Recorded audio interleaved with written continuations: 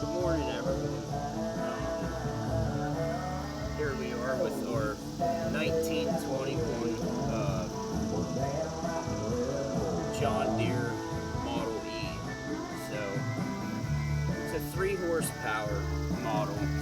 We also have our engine emu here with us, Ernest.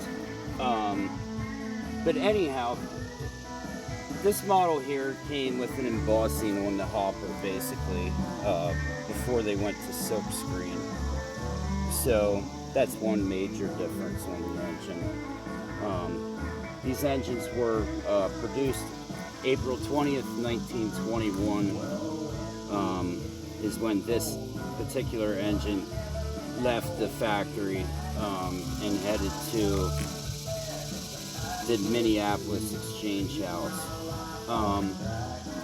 Some other very noticeable differences is they have a different head on them than the standard 3-horse E does. Your igniter does not have the horn that comes out and protects it.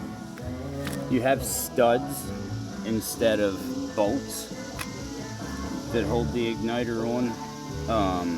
The bottom nut is not correct, but thankfully I do have the correct nut to put on. Your mixers are different with the fuel screw.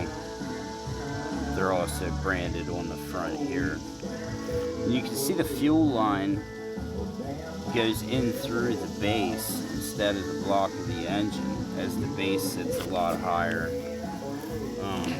which I think is another pretty cool feature with these earlier engines. I would assume John Deere went to the shorter base, being that they set on skids. They could save a couple inches of cast iron because the fuel tank, in theory, could sit down below the skid and still sit on the ground. The magnetos were different on these as well. They used a split